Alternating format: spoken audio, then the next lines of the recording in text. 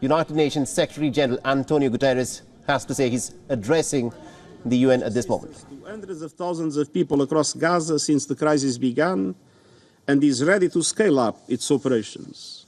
However, that would require effective access to all people in need and at least 40 trucks of food supplies every day, many times the current level. Mr. President, third, Gaza health system is collapsing while needs are escalating. At least 286 health workers have been killed. Hospitals have suffered heavy bombardment.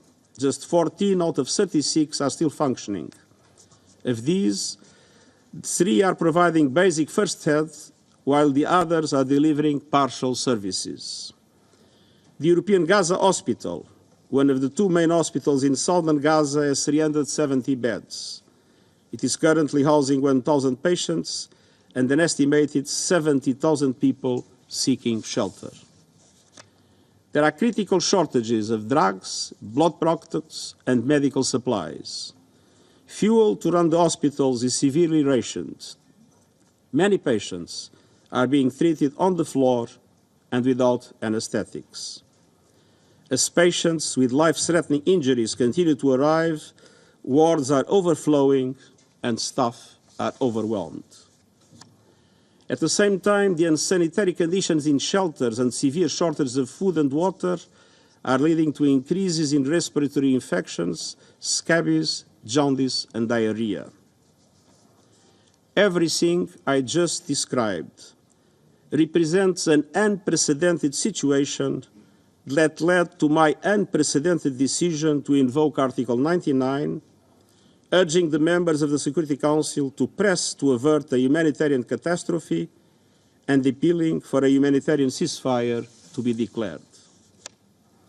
Mr. President, we are all aware that Israel began its military operations in response to the brutal terror attacks unleashed by Hamas and other Palestinian armed groups on 7 October.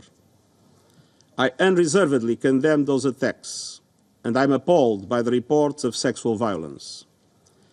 There is no possible justification for deliberately killing some 1,200 people, including 33 children, injuring thousands more, and taking hundreds of hostages. Some 130 hostages are still held captive, and I call for their immediate and unconditional release, as well as their humane treatment and visits from the international community of the Red Cross until they are freed. At the same time, the brutality perpetrated by Hamas can never justify the collective punishment of the Palestinian people. And while indiscriminate rocket fire by Hamas into Israel and the use of civilians as human shields are in contravention with the laws of war, such conduct does not absolve Israel on its own violations. International humanitarian law includes the duty to protect civilians and to comply with the principles of distinction, proportionality, and precaution. The laws of war also demand that civilians' essential needs must be met, including by facilitating the unimpeded delivery of humanitarian relief.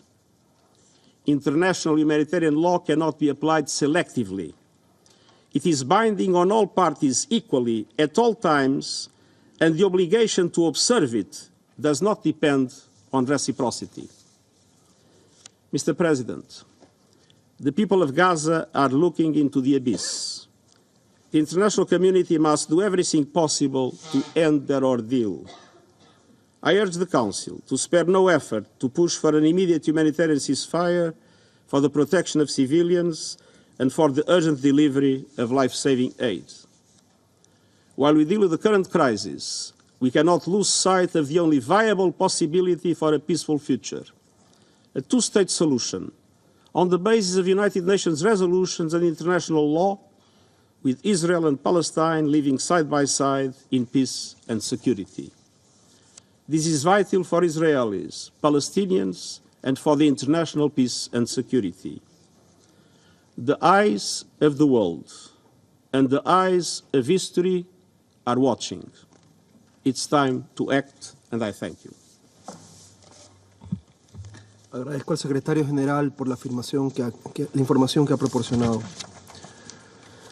Doy ahora la palabra al observador permanente del Estado, observador de Palestina.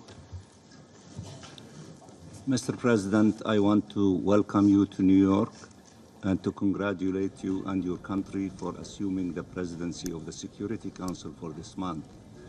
And also I want to express our appreciation for the fact of having the Secretary General with us, for his principled position reflected in that letter that he circulated to you recently, and for his All right, so that was a pretty strong statement there by Antonio Guterres, where he said that the eyes of the world and the eyes of history are watching us and what is unfolding at this moment in the Gaza Strip. Hopefully, the things that will be implemented from this moment moving forward.